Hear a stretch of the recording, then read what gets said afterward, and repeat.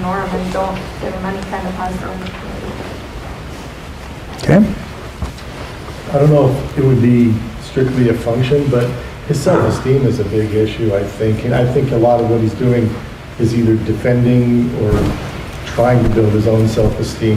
He responds to this great social studies teacher, I think, because she's respecting his dignity, and she's giving him opportunities to preserve his self-esteem. The corrective type thing she does in cooperation with him. They're on a team together, and it's done subtly, so he's not being called on the carpet in front of his peers, whereas these other people, making this big issue right in front of everybody. He's being put on the defense. Okay. And all of these things can fall together. I mean, you always got to be, like, how do you see self-esteem? How do you measure self-esteem? All those kinds of questions come into play. But obviously, how one perceives themselves in terms of whether I feel competent or not competent, I mean, we all know that plays a role in how we behave. I think the very first presentation I did with you guys, I asked one of you to stand up and sing. Remember that? And I think the person who did it didn't stand up and sing. All right, now, it didn't have to do that they couldn't sing. They didn't feel comfortable singing. So, I mean, obviously, we know that how well we're going to do, or I think I'm going to do, plays a big role in what I'm willing to risk doing. Okay, even though I would be hard-pressed to be able to say, well, that, her failure to do this was a measure of self-confidence, we know that these things play into play. Now, part of the issue, let's say I'm looking for peers. Just that attention from peers is an issue. Would the fact that I may now be at the tip of my skill level, where I used to be able to do okay, but now I'm slipping, might I begin to rather act out, to escape rather than look stupid? All right, so while it's escape, could it still also support the, So I think one of the other challenges that we have as we begin to find functions is that multiple functions still sometimes can support the same overall goal that a child may have that we may or may not know. And one of the things that I find is the student interview is a really critical piece of anything that's going on. If you can get someone where the kid will actually open up and talk to you about what's going on. They're the ones that know what at least they can tell you what they think they were feeling, or what they're willing to tell you they were feeling, and that's one of the only ways we can get into some of this stuff in terms of what's going on. Yeah. I was just going to add one more thing too, and maybe this is off, but I was thinking too that his parents sound like they're both very, very busy people. He doesn't have much of a relationship with his dad, but his negative behavior is really bringing mom into it. And so even though he might not get a lot of attention from his peers, at least he knows that if he does this, mom sure is going to pay attention, mom's going to be calling the school, and at least that interaction with mom is better than nothing. My hunch would be that when he does real well at school, mom doesn't give him a whole lot of attention. That goes back to that systems kind of thing in terms of some family systems issues that may play into these kinds of factors also. And again, this is that challenge that we have of just because this is an applied behavior analysis model, don't forget every other approach that you may have to help identify or think about what's going on. Because again, it usually can translate into observable, measurable terms once we figure out what we're trying to look at. Other things you found in this data set that you found interesting? One of these I found interesting was the social studies teacher allowed movement breaks for him, and which is something, we do see a lot with someone with ADHD, but just that time to move around. And we also know that he did well in PE class, which was more of a movement time, and almost that he needed it, but we look at the behaviors, but maybe he needed that escape in a sense to seek out some type of movement. I think we have a lot of varying factors, but just looking at those pieces and what is truly related to the disability that this child needs and accommodating those. Okay. All right. Other issues? Do you find that I was really intrigued by your idea of the three teachers going in and observing and giving feedback. Mm-hmm. Do you find that if you don't do something like that, but you just try to get across, but let's say you have a teacher like a social studies teacher who's having real success, and there's specific strategies that you can identify that she's using. Can you use an FBA and a BFE to actually change behaviors of other teachers without doing something like the intervention you described? Well, I mean, I've had teachers where it's not been like a pure triad, but just the fact that All right, so Lori has got a very good way of approaching this kid. Yours is not quite so warm and accepting and bridging for him to be able to be successful. All right, you're kind of abrupt, and by God, you're this old, you ought to know better. One thing I might have you do is that we need some data collected in Lori's classroom. I might have you be the person who goes in and collects that data. All right. Now, how we structure that data, I might actually structure so that you'd have a very hard time missing the fact that she does things very differently than you do it. Now, I'm not going to talk about how you do it versus how she does it necessarily at that situation, but I want you to talk to me about it. Now, in the process, then we might talk about, well, gee, that seemed to be more successful. Well, do you think we could do that? All right. I find teachers to be that whole, that they talk about supervision in terms of really, like the sitting back and being able to see better in terms that you really have supervision. Observing a kid or a teacher work with children is a very, very powerful intervention in and of itself.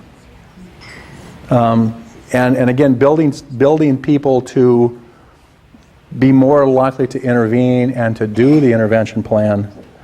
If I know what Lori's doing, I can capture it in words, I can write it into a plan, and you've never seen her, you've never seen anything going on in her classroom, you've never seen it work. My job now is to sell you to be different in how you respond. It'll be hell on wheels before that'll happen. If you go in and see it and go, wow, that is really much more effective with this kid, and then we talk about let's do that, now we find a way to support you to do it, maybe I've got a better shot at it. Other things you saw. Okay, somebody mentioned the opportunities to respond. This kid have a lot of opportunities to respond? No. Okay, is that a concern for anybody? Why would it be a concern for this kid? Because he's not being given success then if he can't respond. Okay. Well, one issue is that that's probably in a school one of the easiest ways to increase the student's feeling competent is to get him involved in the lesson and be able to give him feedback about how well he's doing. All right. What else do we have? What else might be a problem with a kid like Matthew? He has ADHD, he needs to be engaged. He needs to be active, he needs to do something. And the teacher, Ms. Jenkins, gave him an opportunity. Positive, right away, good morning, how are you, how was the game? She was generally interested in him. And then she gave him a responsibility about setting up the video and make him feel good about himself.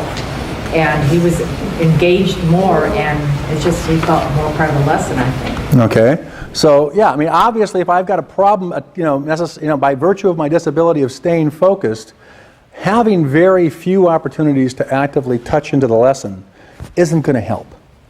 All right. It may not be the end-all, be-all, but it's certainly, I'm not doing things to help myself as a teacher if I don't engage this kid.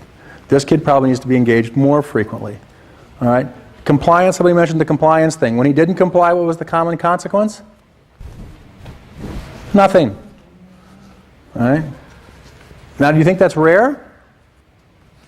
No.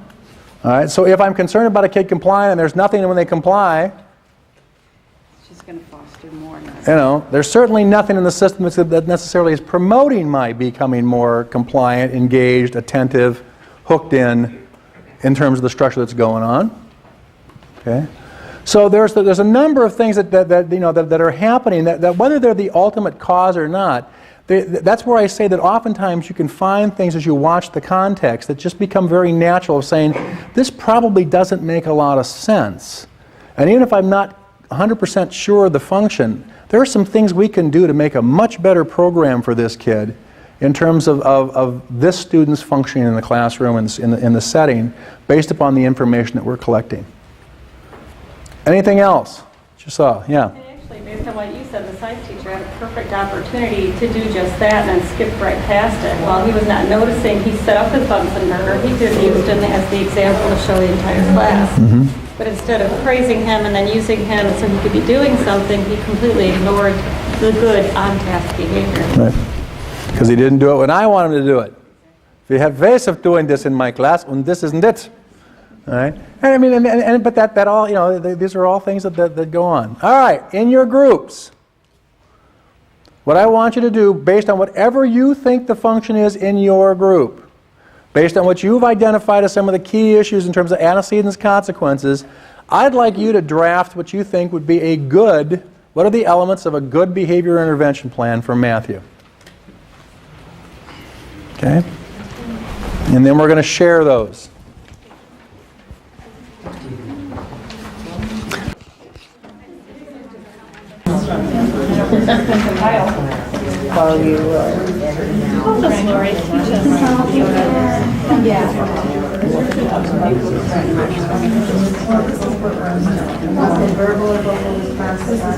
Can be helpful.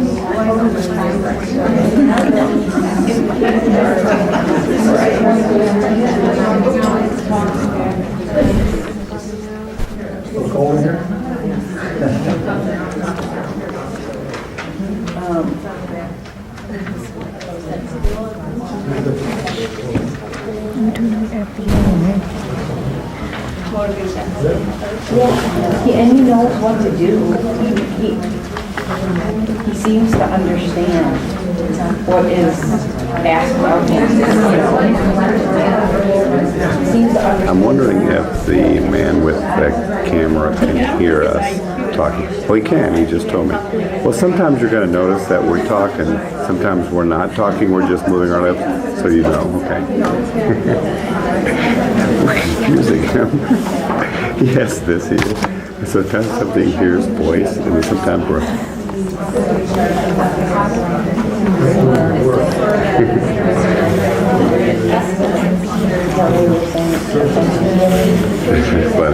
funny. Okay, so she has some good ideas.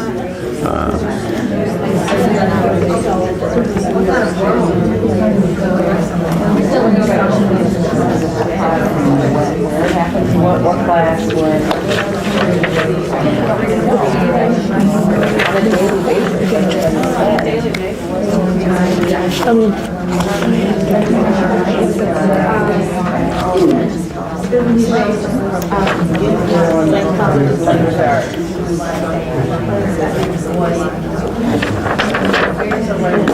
When did the state change this? Few months. We can't use it. Well, really, the only change is that they've added that you have to say, first of all, are they trying to get or trying to avoid? And then they've added on the second, let me see that. Because on each side, Right here, that skill deficit. skill deficit, yeah. Because Did you show them that like part? Bryce's plan, what is that? That's new. No, that's been there before. They just don't pay a lot of attention to it. That's never been on any of our forms. Well, it's not on the form, but you know about how to write if you have like emergency, what to do, things. I do. Well, it's been on there.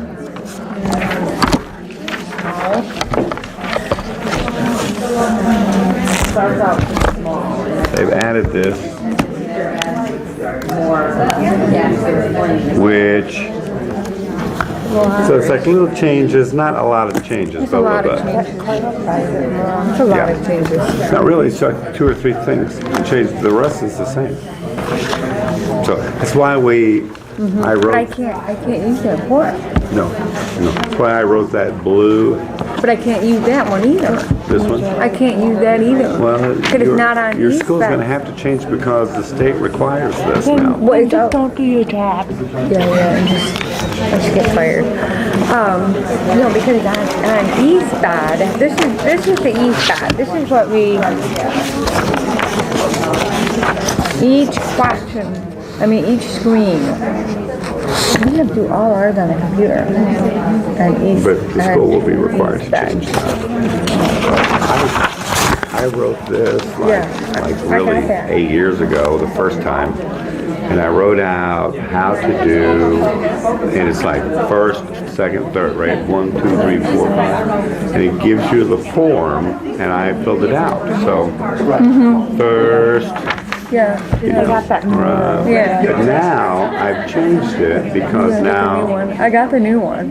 That's what last week. okay, so this is the new one with the changes that state's requiring. So now, some of it's same. You will see I add this here. Yeah, that's new. Yeah, because now that you have the 4 attention, escape, blah, blah, blah. But now they want to know, before that, are you trying to get or avoid? One of the two. So then, for attention, you want to get attention or you want to avoid attention? But the intervention is different. And so you need to know, most of the time, most kids are trying to get attention, right? Once in a while, a kid is trying to, avoid attention. So you have to put it in here. We have a kid with every time the teacher adopted her. So when you have the opportunity, She refused to, so when you have the opportunity, look at the changes from the last time. If this is good to keep. It's good to keep it, and when it's time, right? Well, you will be able to because your school's going to be required to do this. Do you remember who I worked for? Okay, well, I would take it and say, now the state requires this form. I get like roadblock. I get like roadblock. Okay, so the intervention plan then. We're going to stop at 2:30, just so you know. It's 2:06. 2 or 2:30? 2:30. So it's like 20 minutes. Not long. Okay, so where am I here? Well, she has some good intervention ideas. We're just not writing them down, I think. But I know. She has some good ideas. You have my paper. Oh, Yeah. This is this one. Yeah.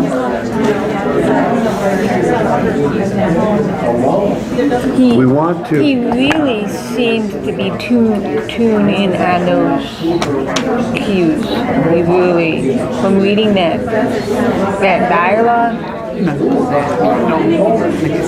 Yeah. So what does he need to change that? What? Or what would make that better? Well, the teacher and him will need to step it up, so there would need to be better dialogue between the teacher and the teacher. All the teachers, yeah, they sometimes need a team meeting to be on the same page, because if he uses this, he needs to use it in all of the classes. And we know that that's not always happens, especially at the middle and high school, especially the high school. True. So we all know that.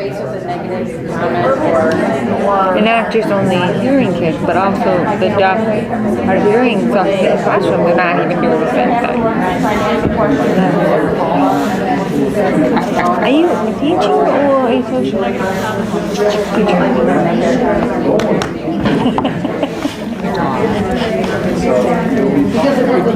Okay.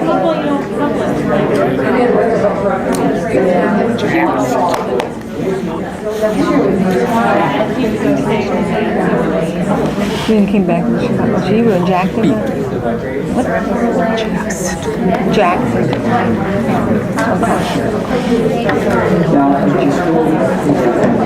Now we need to remember that the first thing he always wants to hear is that we praise the appropriate behavior, 9 times as many times as we say wrong. 9 times and then 1 wrong. Right? So he wants to hear that first. So we want to write down that we will praise the appropriate behaviors, and then any behavior that gives him attention, that he's not, controlling it, is good. So if we want to have him talk, stand up and talk about himself in front. Teachers do not allow that standing up thing. Do you know any teachers that do that? Well, and you take turns. If you take turns, you have some sort of activity where they can take turns. But what about those mainstream kids? It's different. Well, they're very different.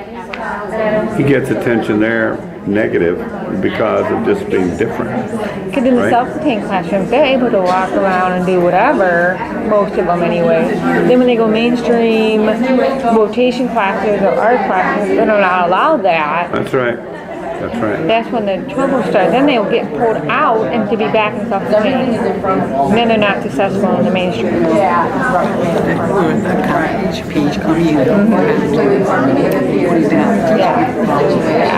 Yeah, oh yeah. Plus, he's not used to deaf kids, so he's not used to some attention for hearing aids, some attention for the interpreter, some attention for... And that's like you said. You said, you know, there's two things. To avoid attention, to get attention. Like I have one kid who, he put this hood up to cover his hearing aid in the hall. And he refused to put him on in gym class, and he refused to put him on for his mainstream classes. So he doesn't want the attention on him for his hearing aid. So... young.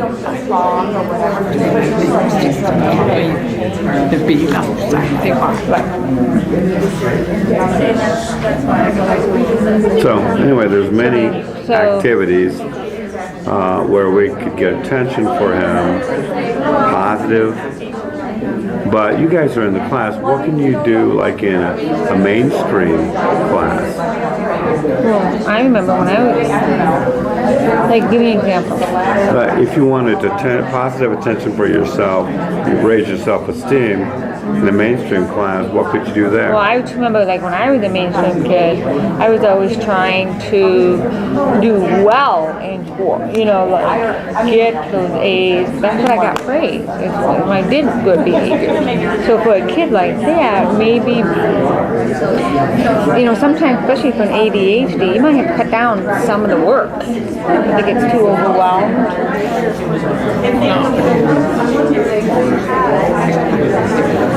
Yeah, I know. But then they don't finish tasks. They don't finish tasks. Yeah, you have to change, and let them continue active. Right. So you might have to modify some of the work, like a study group. Yeah. Or like a review for a study task, or like a study group.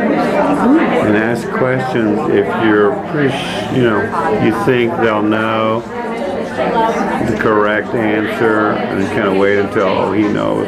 So ask him, and then right, good. Yeah. So not just like wrong. More easy. Yeah, and I guess it's really better. Teaching I have to ask him what's the smile. I've asked what color is the go. Yeah. Right, good, yeah. Right. Perfect. So those are all good ideas. We only have 15 minutes, so I think you may want to discuss that.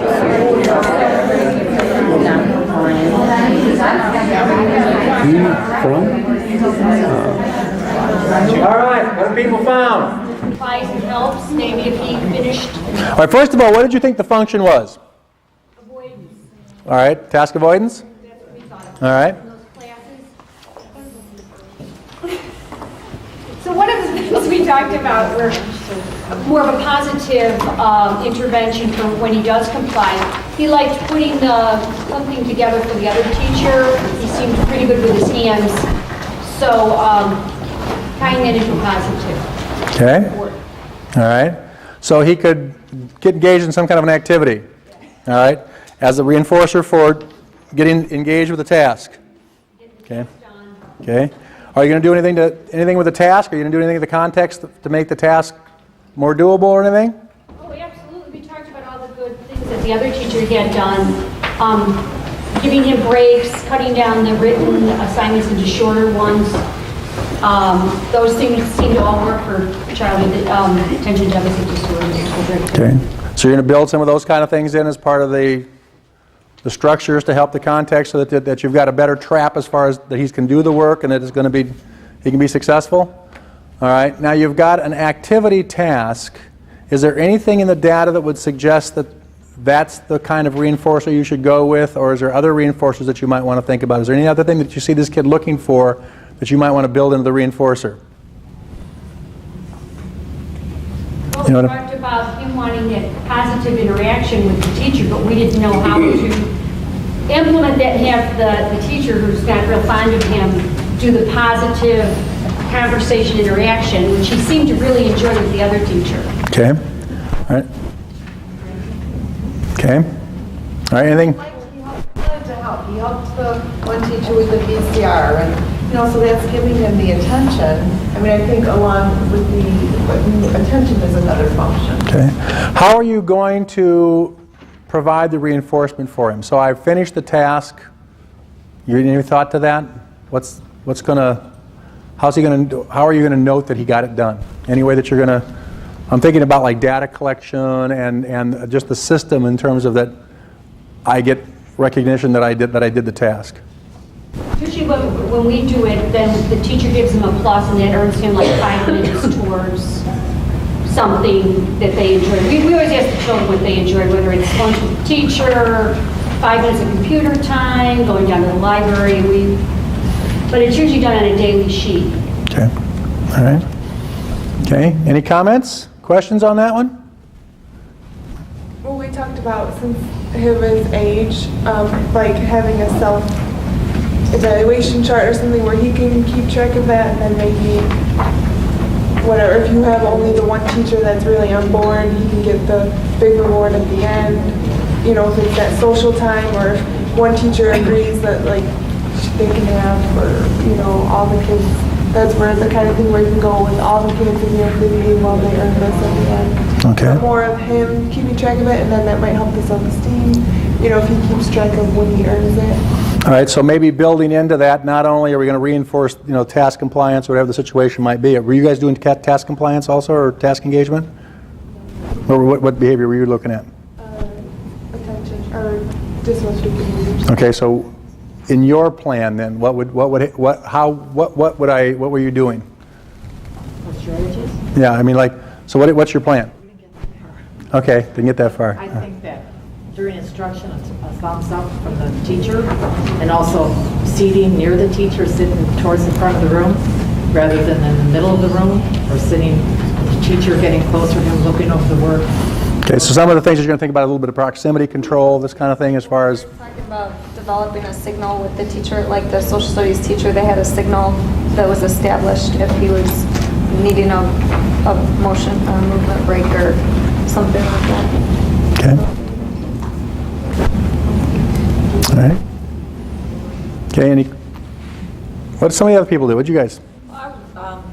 We did that part, but I was thinking about trying to establish a relationship with the science teacher and the child somehow, like, the science teacher, maybe he's a person that likes everything neat with the Bunsen burners or something, have, at some certain time, maybe the student can, do something in the classroom with trying to get those two so they can they see each other differently. Okay. Maybe at a different time than during that class time, Right. study hall or something. So they can see each other more as humans and not teacher or whatever. Yeah, I mean, obviously, if you believe, like you guys were saying, the teachers, that the adult relationship is critical, probably trying to find some way that we could foster that would be a real strong thing to do if you could do that. Okay. And if you're giving him, they were saying he excels in opportunities like being able to tutor other students or do some meaningful tasks in the class. And if he's doing that, and it's been something that seems meaningful for him, would that be a reinforcement enough, or does he still have to be receiving some type of acknowledged reinforcement from the teacher? Well, it might be a combination of things. To begin with, I might pair the teacher praise with those activities. Ultimately, those activities alone may carry the thing. One of the things that you want to, especially as kids get a little bit older, there's a couple of things that you want to have. I want kids to become aware of their own strengths and limitations. Some of the kids that we work with, I was talking to one of the groups. I always amazes me because I do a lot with kids with emotional and behavior disorders. I'll go in and read an IEP, and you're going to cure this kid of his emotional disorders in a year. And it's kind of like, you're not. This kid's going to have these things all of his life in many cases. He's going to need a level of structure above and beyond what some people, maybe his entire life. In some cases, it's not curing them, it's helping them understand what is it that I need to be successful so that I can advocate best for myself. The other is I want to move away from where I'm externally reinforcing to where something's going on. So What are those natural reinforcers in the environment? Can I pair what may be artificial to begin with a natural? The idea of self-evaluation, part of the issue there is that that's part of self-regulation. Can I monitor my own behavior? Can I begin to evaluate I did well or I didn't do well? And can I self-reinforce? Those are all critical parts of self-monitoring and self-regulation that we want to teach kids if they're capable of learning. So anytime I can build that in, and what's interesting is that the research suggests that I've done things where I said, okay, I want you to keep track, I'm going to keep track. At the end of the day, so you guys are doing talkouts, at the end of the period, you come up, if we agree plus or minus 3, it's good. All right, you get reinforced. Now what we've found in the reason is that it doesn't really matter whether they're accurate. If you get kids starting to take that data, it actually starts to change their behavior. Whether they can come up and they can be 15 off, and it's still pretty good. You still get some pretty good movement out of that kind of stuff. So, but I want to start off with that we're going to do this together, then ultimately I'm going to let you do it alone. I want you to monitor your own behavior. But I think sometimes we've got to remember our job is to work ourselves out of a job. You know, I want these kids to be doing as much as they possibly can on their own. I want them to be aware of it. I want them to figure out what's going on. I want them to set stuff up in terms of what's happening. So I like your self-evaluation or self-monitoring kind of a thing. Okay, what other people do? What'd you do as what's the function? What'd you do as an intervention? What'd you guys do? Well, many of the things have already been talked about. We spent a little bit more time really identifying strengths because it's my experience going through a number of the behavior plans that people skip over that and they only look toward the problem. So we were spending time with that. We talked a little bit more about the scaffolding that in terms of the environmental. Got a good Vygotskian term, okay. And how they were helping, permitting breaks. We also thought that we would like to try to figure out a way to have the teacher, especially the one who's not as positive, find a way to model the more positive interactions. So asking that teacher to actually be part of the plan by being a positive model, you know, sort of or something. Setting up tasks for him to do, like the example with the equipment, and then how the one teacher had given classroom praise for him for doing that, those sort of things. Okay. Comments? Questions?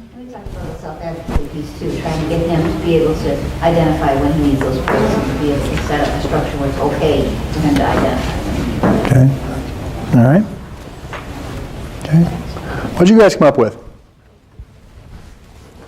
We chatted with you the whole time. So you didn't come up with a damn thing, did you?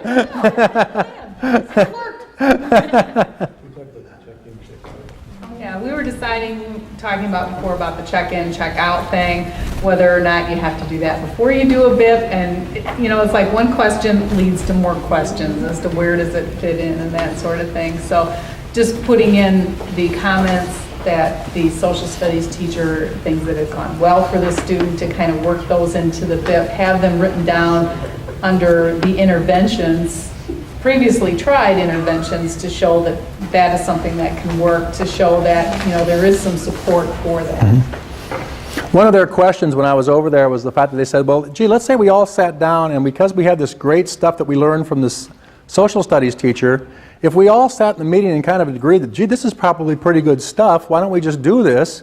Would we really need to have a BIP? Couldn't we all just agree to, let's just do this wonderful stuff and be done with it? Let's just move on. What the hell are we doing all this paperwork for? You know, and the long and the short of it is that, I mean, part of the issue that we're going to see with RTI, their hope is that that kind of thing will be happening long before kids ever get to special ed. That we really will be identifying kids who are having problems, sitting down, talking about it, what's working, let's put it in place before we see that this kid needs something above and beyond what would be reasonable for us all to do. When you get to this point, generally the process becomes one of that, wouldn't it be nice if we could all just sit down and agree to do this? The reality is we haven't. And now we're going to write it into a plan because now you have to. All right, this is the plan. Now it's not a choice. So if all of a sudden Michelle goes at the meeting, well, yeah, it's a good idea. Not in my class. Be damned if I'm going to do this. She may all nod and be happy in the meeting and then not do anything. Well, if it's just a meeting we all, personally agreed to do it, there's no, what can we do? It's all right. Michelle can choose to do whatever she wanted to do. There was nothing formalized on that. If it becomes a BIP, now Michelle can still go back to her room and go, not in my class. The difference becomes one is that if there's a school personnel, theoretically, should be checking on that, would come to Michelle and say, Michelle, this is not an option. This is part of his IEP. It's a behavior intervention plan. You are mandated to follow this. If Michelle now chooses not to, she is violating Matthew's civil rights. The parents can now sue her civilly, personally. And they are suing personally. And the district will not be sending a lawyer along with Michelle. Michelle chose, the district covered its butt when they told Michelle, you need to do this.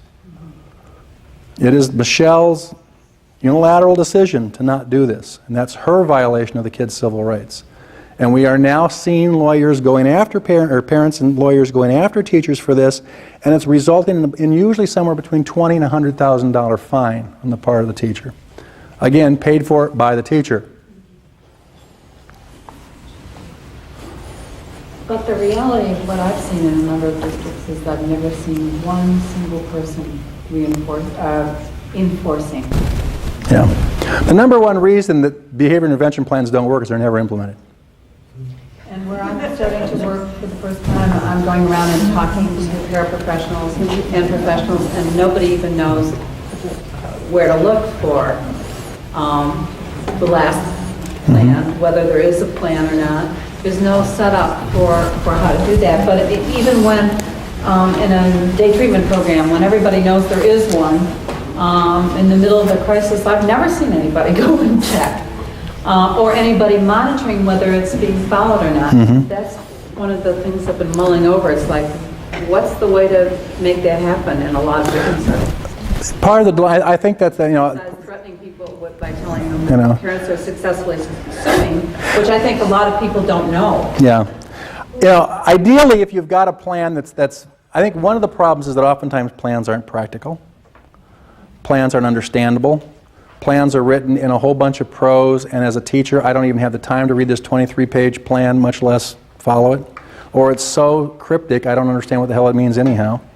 It's one of the reasons that generally when I do a behavior intervention plan, it truly is a flow chart. Kid does this, yes, do this. Kid does this, no, do this. And, boom, boom, and basically I can look at that and go, okay, I kind of get a sense of what I'm supposed to do here. It's the only time I've ever seen teachers actually follow these things routinely. They've got to be practical, they've got to be, something that can be applied. I think the other thing is that it's got to be kind of positive. And quite frankly, there's got to be somebody that steps on the, I think I've mentioned this before, is that my sister was vice president for training for Weight Watchers.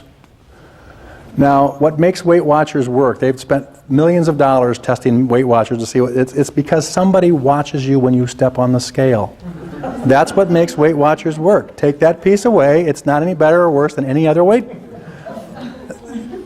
That's one of the reasons we did the peer triad, is that we realized somebody's got to watch you step on the scale. So if we're going to talk to teachers about doing something different in their classrooms, we want somebody coming in to watch us see how you're doing. And lo and behold, what did we find? Teachers actually began to implement it because somebody was going to watch them do it. And so I think that becomes a really critical piece, is that this is the plan and we are going to go look at this. It's another way you can sometimes use team members to go in and observe and see what's happening. That's a real problem, and it's not an easy problem to fix.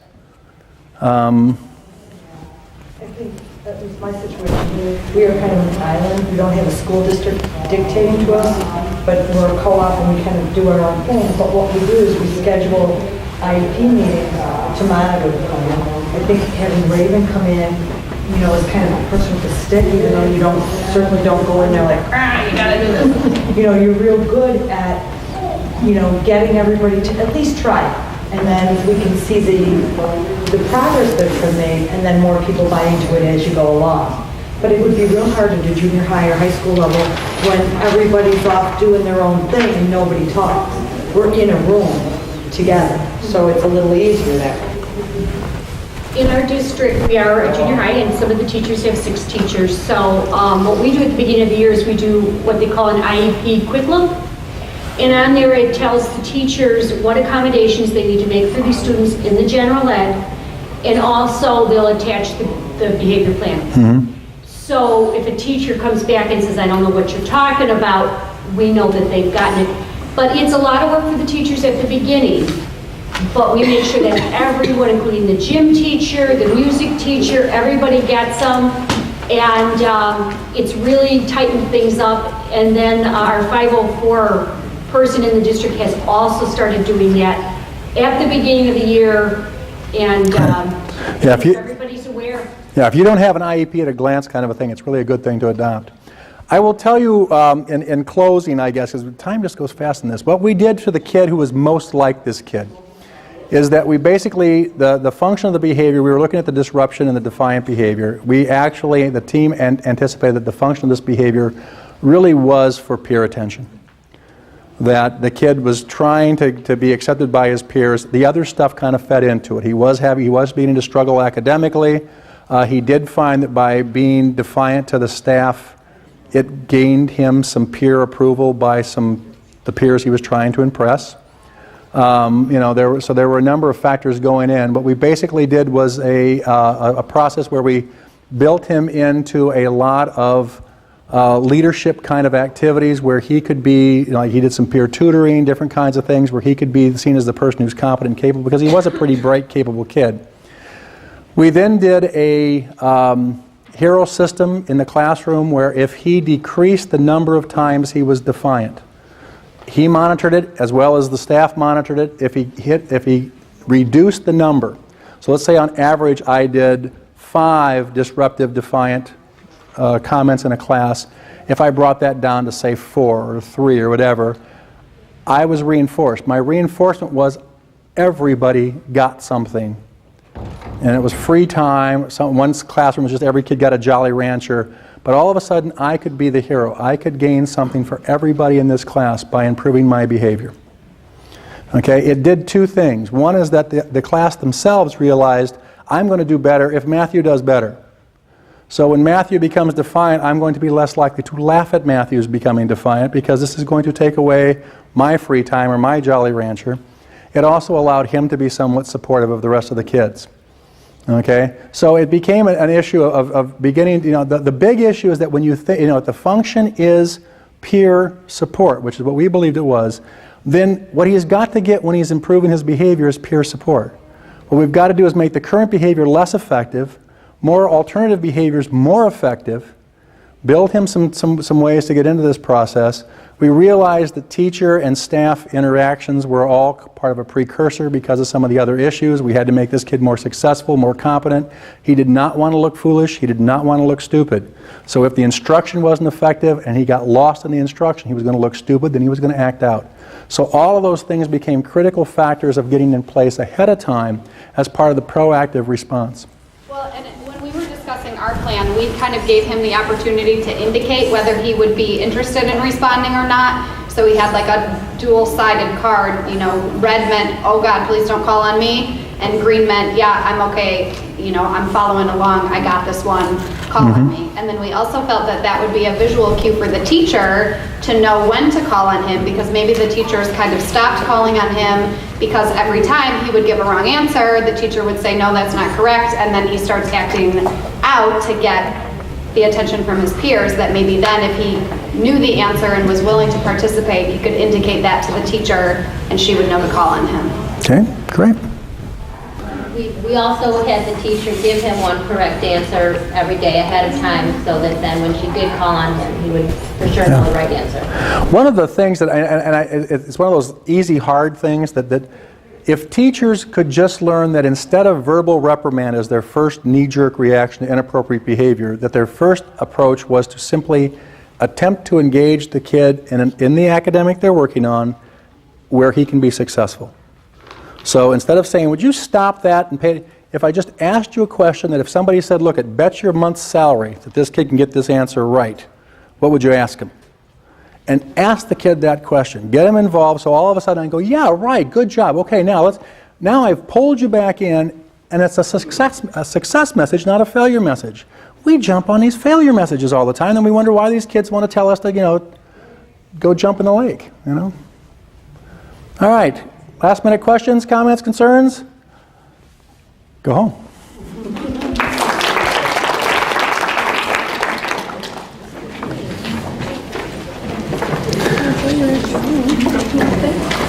I did say to somebody, again, I'm going to pitch the Wisconsin Department of Public Instruction, but if you go into their website and put in children's mental health, because of the morning thing where we talked about some of the mental health issues, they have some great fact sheets. You can put in there the children's mental health, it'll take you right to it, and it goes through about 18 different mental health issues, bipolar, ADHD, you name it, and it talks about how that might show up in a school in terms of, because kids' displays of disorders are very different than adults in many cases, and it has what has been shown to be effective scientifically based interventions from the school standpoint, lots of good link sites, this kind of stuff, free to download.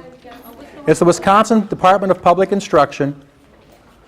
And then once you get into their web, there's a big link to it, but I don't know what that is. But once you get into their web page, they have like their own little search engine. Put in children's mental health.